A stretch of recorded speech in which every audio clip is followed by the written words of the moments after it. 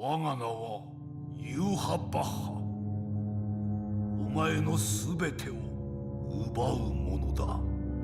ジ・オールマイティは未来を改変する力だ。さあ、絶望してくれるなよ。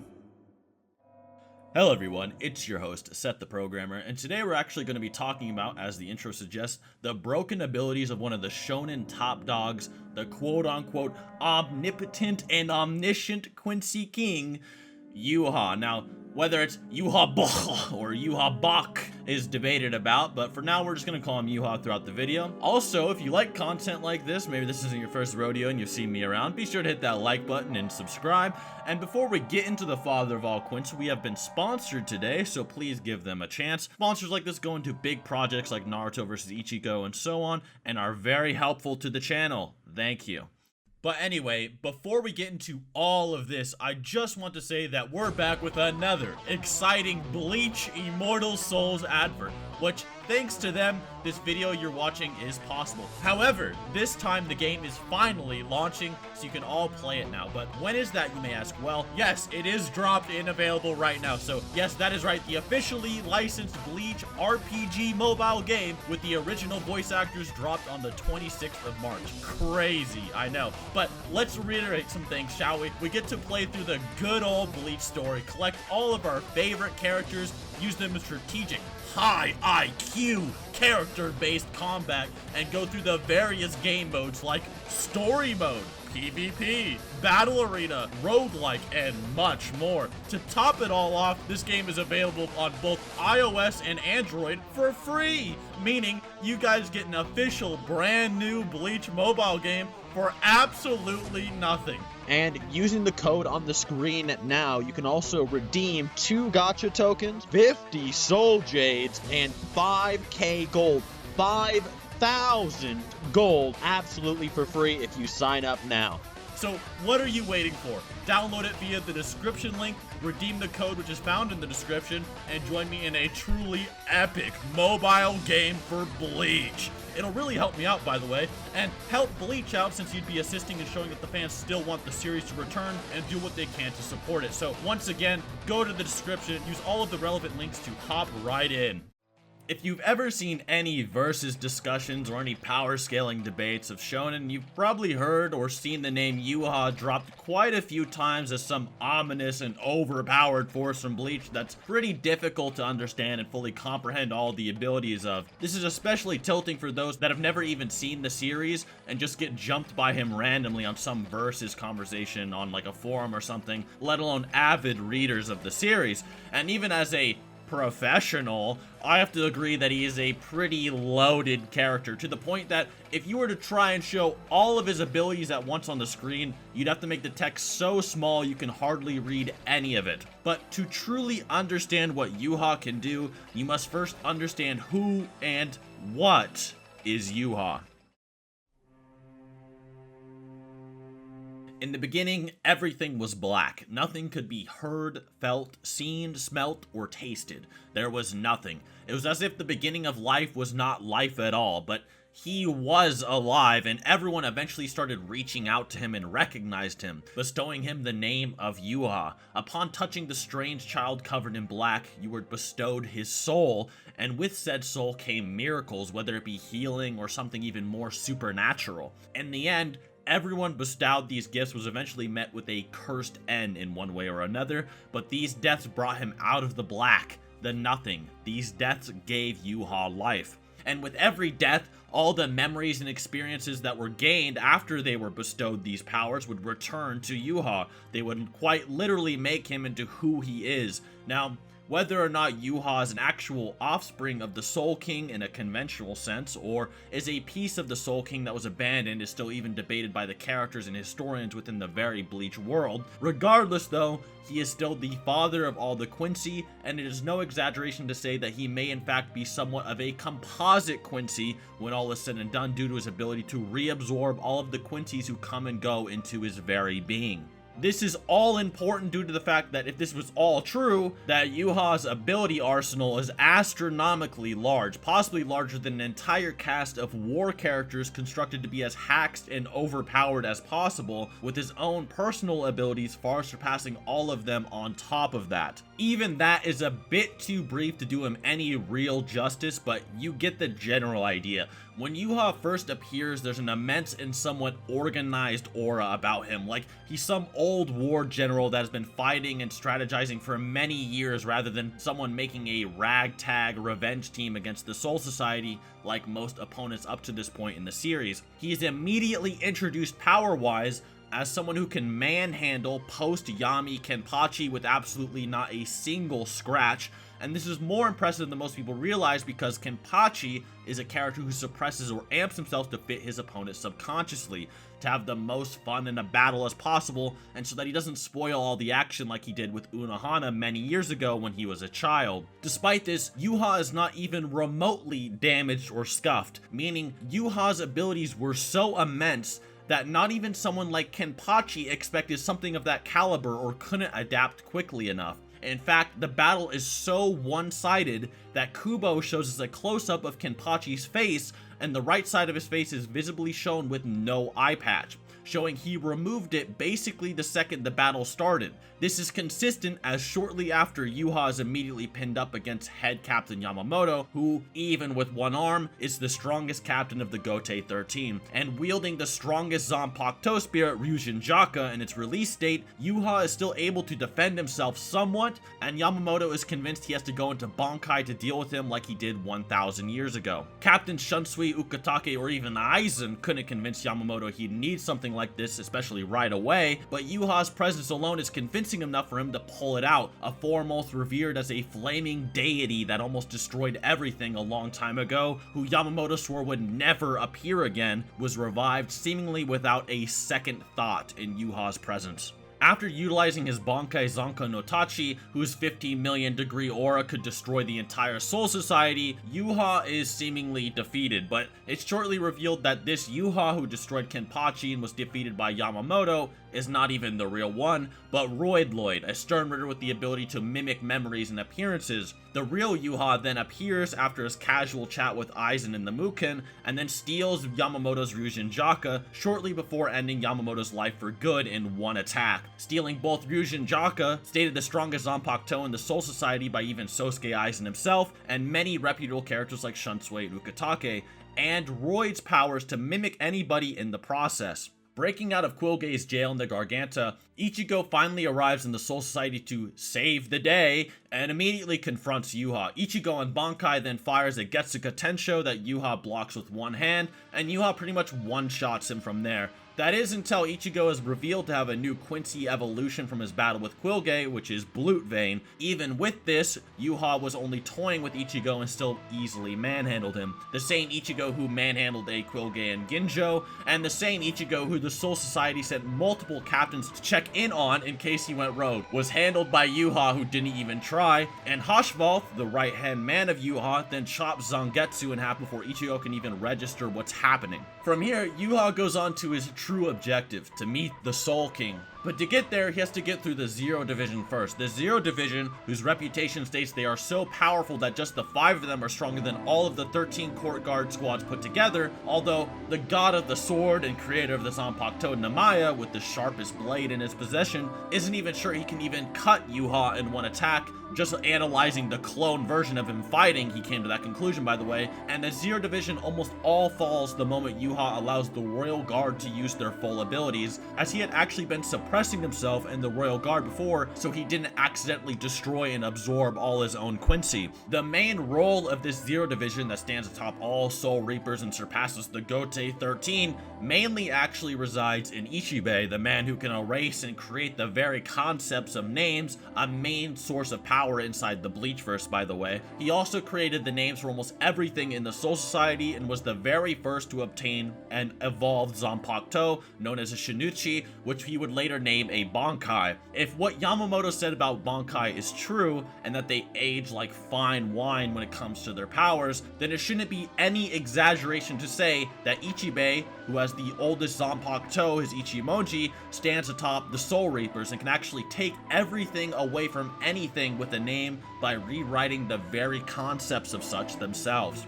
Using an external form of Blue Vein, Yhwach tries to fight against Ichibe, creating shields and trying to take control of his body and so forth. None of it really works against the leader of the Zero Division, who generally overpowers almost everything Yhwach attempts. Ichibe also attempts to null Yhwach and take away his voice and much of his powers, but Yhwach simply grants himself these abilities back, showcasing a very basic level of power null resistance, if not the ability to reinstate all taken abilities with no effort. Ichibe also possesses the ability to cut the power of Yhwach's limbs in half with just simple touches of his brush, and even cuts all of his abilities once he slashes them down the middle, in which Yhwach once again gives his powers back to himself that were nulled. Yhwach then proclaims nobody can take anything away from him and that everything in the world belongs to him. This will be a theme later, as he can see everything and everything he sees is powerless before him, but even now he's still showing these types of abilities in his most nerfed state. In the battle, Ichibe also touches Yhwach,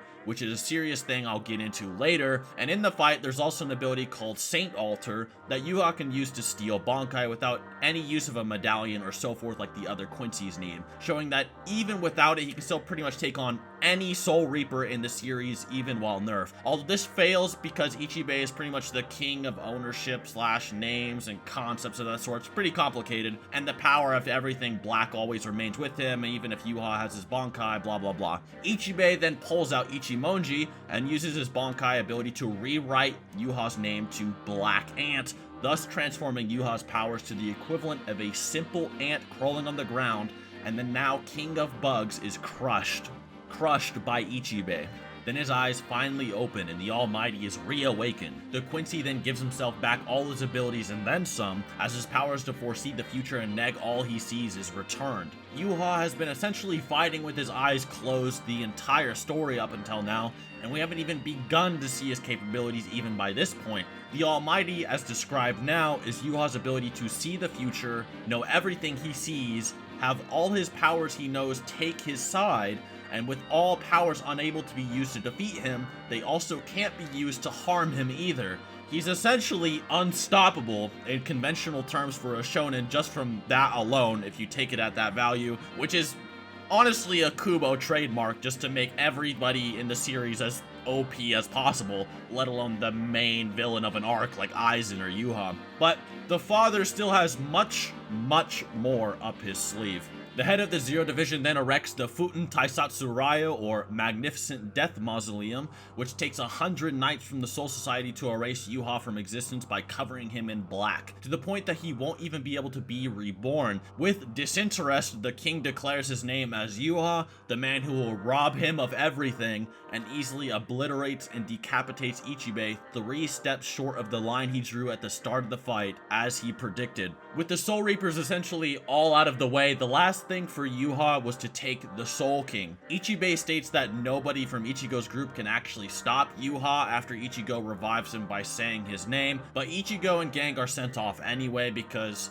might as well at this point. Fuck it, there's no plans or witty tactics really left at this point, and Ichigo is eventually manipulated into cutting down the Soul King, and Hueco Mundo, the world of the living, and the Soul Society begin to fall apart. It's actually even stated that everything connected to these worlds will be gone, as well as the Garganta will not be able to be used, which is the massive space that engulfs all of these worlds. Mimi Hagi, the right arm of the Soul King, then juts out of Ukitake, and all of the worlds just stop falling apart because he has such immense power, or he has the power of stillness and so forth. Yhwach ends up absorbing both Mimi Hagi and the Soul King, as well as Lily Baro, Hashvalt, and Gerard Valkyrie, who I will get into later, and the final battles would then begin. Now, I've seen a lot of people downplay Yhwach with these fights as well as give him credit, but I want to outline a few things with this final battle with Ichigo. The first thing I want to outline with Yhwach's fights with Ichigo is that Yhwach is mainly having fun with Ichigo because he has been anticipating fighting him for many years.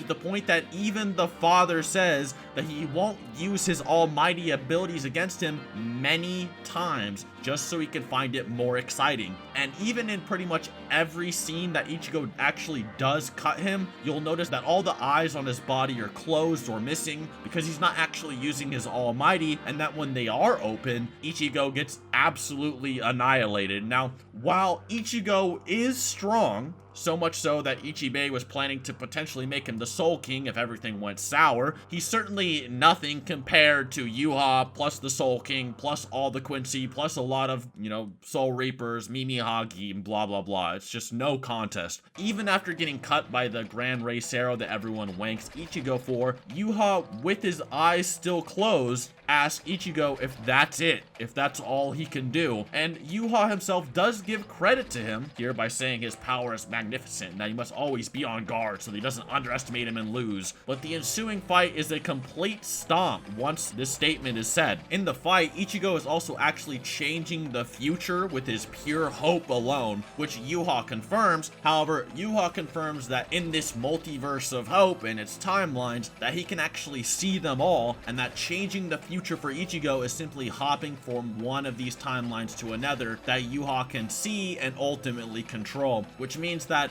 Yhwach can actually see and control a whole multiverse of possibilities. Now, whether he can actually manipulate every aspect of them at the same time is certainly questionable, but it is confirmed here that he can manipulate at least aspects of them with a lot of precision, which I'll go over soon, but some of them can be like he destroyed every Bankai in the future in this timeline, and etc. Ichigo then goes Bankai after a speech about how he always overcomes despair and multiplies his combat ability by 5 through 10 times, in which Yhwach responds by then snapping his Bankai in half in the future and easily begins to bully him without even using his eyes again. Yhwach also confirms again that his power is not to only see the future or just see the future, but to alter the future. This is especially impressive considering that Ichigo's Bankai was considered highly formidable, yet his hacks could still negate using the Almighty.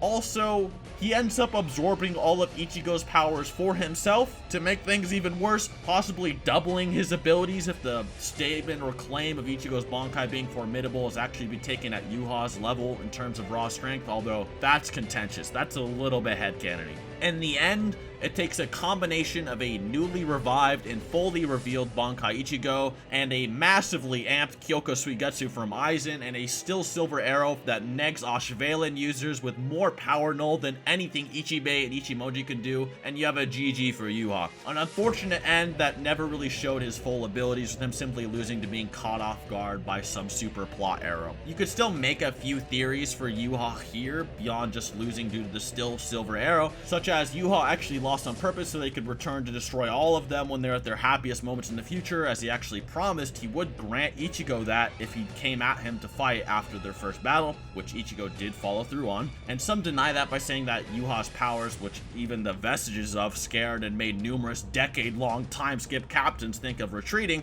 disappeared in the future after Ichigo's son touched a vestige. However, I'd say this is actually the opposite, as unless Ichigo's son has anti-almighty Yhwach hacks, touching Yhwach's vestige would do nothing but transfer his soul into you and make you indebted to him. In fact, almost every single Soul Reaper who fought a Quincy or touched Yhwach upon their deaths will give all of their souls and memories back to his majesty. It isn't just a Quincy thing, as Hoshvalt actually describes to Uryu. That means if Ichibei fully dies, Aizen, not likely, Ichigo, Yamamoto, who did die, everyone who fought a Quincy, and pretty much everyone important to Bleach technically would reside in a composite Yhwach, which is another reason he's still formidable in versus debate. He's pretty much just composite Bleach at this point.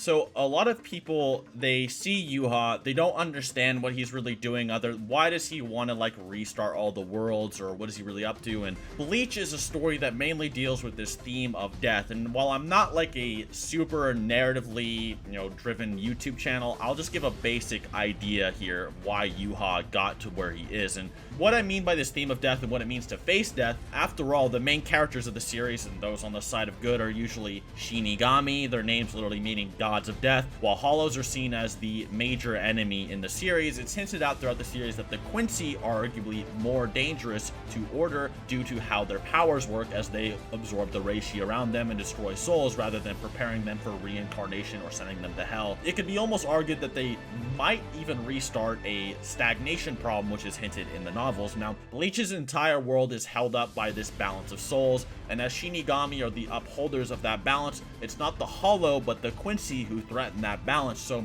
fittingly, Yhwach's goal is to destroy the balance of the world, destroy the Soul King, and rewrite this problem, as he words it, removing both life and death itself. Now, Yhwach is powerful because the power he gained was used to fight against his fear that he never had when he couldn't see anything. He absorbed all the powers of the quincy, ended up becoming a sort of embodiment of all of their lives that were sacrificed for him, all of the people that died for him. So he views himself as carrying the weight and the lives of many, all of their burdens on his shoulders, and thus fears the possibility of death and losing the product of all of those sacrifices. His defeat at the ends of Ichigo, Aizen, and Uryu is more so the product of this theme and being defeated by two of his sons that he saw as those who should sacrifice themselves for him. They were facing him despite the fact that they were outmatched and might die, whereas Yhwach had the sacrifices and abilities of so many people that he had die for his own sake, rather than taking anything with his own hands. He had an ability that let him see all possibilities so that he wouldn't have to face a future where he would face consequences, but Ichigo was only doing what he could, not sacrificing his friends but working alongside them. So despite Yhwach obviously being much stronger and having much more power that could stop them, it was an arrow from a quincy that didn't fear this death that ended up stopping Yhwach. Now, for most of you, I'll let you argue and debate about what crazy powers he should or could have from this, or whether or not you think this possible vestige of the Soul King actually truly did lose or simply has some maniacal plan for the future. But from here, I'll go over a few abilities I think are notable that you guys would probably find interesting that he more than likely does have if you do consider the composite quincy meta thing. These abilities are mainly spammed in stats equalized debates, as Yhwach's insanity is honestly way too high for his own tier of strength a lot of the time, but beyond all of the Bankai and Volsternthik amps of Yhwach can arguably give himself on top of his insane power, he also has abilities such as Asnot's Fear, which attacks your optic nerve and gives you intense fear, Gremmy's Imagination abilities, which allow you to take anything he imagines and makes it a reality, including cloning himself, turning into his enemies, BFRing his enemies to outer space, or generally turning into or doing anything he can actually imagine. And with Yhwach's already top tier power, this ability would be borderline unstoppable, especially in Bleach. With the Visionary, he could clone himself and give himself full powers to every clone seemingly a limitless amount of times, as well as use abilities from Gremmy's creations like Shaz Domino the Vanishing, who can actually erase his very concept from the face of existence, causing everyone to even forget he ever existed mid-battle. The Miracle's ability to grow larger, stronger, and faster upon all damage taken, even attacks that should turn you into mush or kill you only enhance you beyond your limits and revive you. This caused Gerard to become so massive and strong that him simply falling from the Soul Palace would have destroyed the entire Serite, and he was able to revive and hold off Kenpachi, Adult Itsugaya, and Byakuya all at the same time. You also have Askin Nuklivar's Death Dealing, which can turn your own blood into its own lethal dose and kill you with your own blood, or anything that's around you that can even be a lethal dose can be used to execute you. Hoshvalth's ability to redirect fortune and misfortune, such as damage and so forth, back on his opponents. Even if he himself is put in a state of near death, he can reverse it. Lily Bardo's X-axis that pierces anything between it and its target. Light manipulation, as well as immortality, intangibility, and constant regeneration. The Superstar, in which he can create a clone of himself using Gremmy's power and constantly power himself up with his own cheers, as well as have reliant immortality with his fan clone, as well as amp his punches by over 10 times their normal power with Star Satsugen Punch, the ability to copy someone's likeness, memories, and all their powers abilities with Royd and Lloyd's The Yourself, the ability to zombify anybody his blood comes into contact with, or cause anybody he attacks to fall in love and obey his every command as a soul, Bambietta's ability to cause anything touched by his reishi to turn into an explosive, which is pretty much Deidara from Naruto's abilities on absolute steroids, Quillgay's absolutely subordination to absorb all things with reishi into himself and absorb it, Pernida's ability to evolve, learn, and adapt to anything it touches, and so forth. And due to having the Almighty, Yhwach also has the ability and the cornerstone needed to split apart and make his own worlds and realms. And that's honestly just the surface. I could really go on for an hour about all his abilities. Those are just some of my favorites. In equal stats, he can pretty much just become the opponent's character, but with more hacks and abilities, and then just win, which is why he's probably such a favorite. The last thing I want to go over is his omniscience and omnipotence. Basically, with omniscience and omnipotence, you can almost say it's like a state of being in the Bleach verse. Not necessarily that he's truly omnipotent or omniscient. I had like someone on my tweet that saw the thumbnail like, "L, you think he's omnipotent?" And I'm like, that's the point, right? I'm gonna be debunking it, right? So omnipotence can just mean very great power. Omniscience can just mean very great knowledge, right? Pretty simple stuff. It doesn't mean to, like, true omnipotent, like, you know, you're some type of religious deity or something. It can literally just mean very great, right? And that's also another thing with infinite, especially in Japanese, you know, stories. They use infinite, omnipotent, all that stuff a lot. And it just means very great. Sometimes it can even mean strongest in the verse or strongest in existence sometimes. So you do need to take that kind of interpretation into account when you're considering these. Obviously, Yhwach's not omniscient or omnipotent, or else he wouldn't have lost. Or maybe he is and he didn't lose and he's actually gonna kill everyone in the future. Like, okay, never mind. Not enough of that. But anyways, guys, I hope you did enjoy the video. It's been a long time writing this. It's really annoying writing a Yhwach video, let me tell you that. But if you did like it, please like the video, give a subscription. Please check out our sponsor. And other than that, guys, till next time.